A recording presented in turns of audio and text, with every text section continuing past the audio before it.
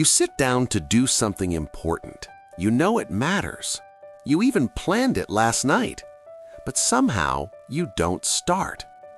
You check your phone, you rearrange things on your desk. You tell yourself, I'll do it later. And after a while, a quiet thought shows up. Maybe I'm just lazy. But what if that's not true? What if you're not lazy at all? What if you're avoiding something? Not the task, something deeper. Because most people don't procrastinate because they're lazy. They procrastinate because doing the work feels uncomfortable in a way they don't fully understand. It's not the task you're avoiding, it's the feeling that comes with it. The moment you start, something shows up. Maybe it's pressure. Maybe it's self-doubt. Maybe it's the quiet fear that you'll try and it won't be good enough. So your brain does what it's designed to do. It protects you. It moves you towards something easier, something familiar, something that doesn't make you feel exposed. Scrolling feels safe. Watching videos feels safe. Even doing small, unimportant tasks feels safe. Because there's no risk in those things. No judgment, no failure, no discomfort. And over time, you start calling this pattern laziness. But it's not laziness, it's avoidance. And once you see that, something changes. Because now the question is different. Instead of asking, why am I so lazy? You start asking, what am I trying not to feel? That's where things begin to shift. Think about the last thing you avoided. Was it really that hard? Or did it just make you feel something you didn't want to face? Maybe it made you feel behind. Maybe it made you feel like you're not as capable as you thought. Maybe it forced you to confront how inconsistent you've been. So instead of facing that feeling, you delayed the task. Not because you're weak, because you're human. But here's the part most people don't realize.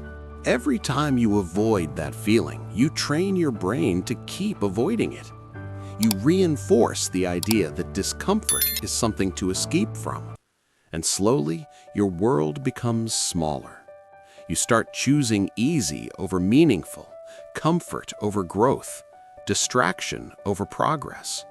Not in one big decision, but in small, quiet moments. And those moments add up.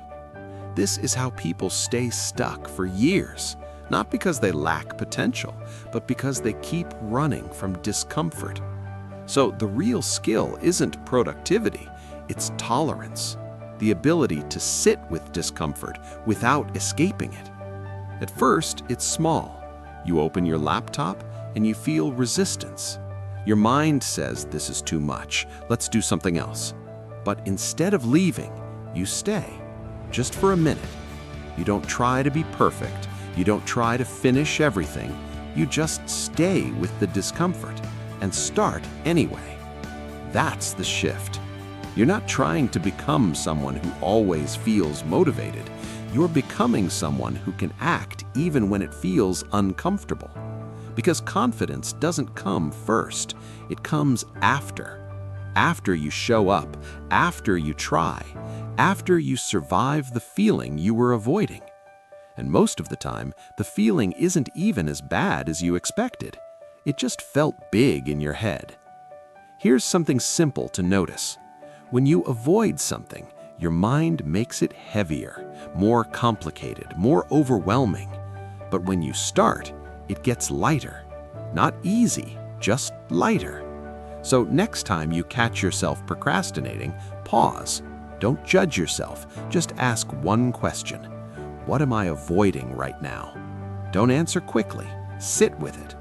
You might notice it's not the work.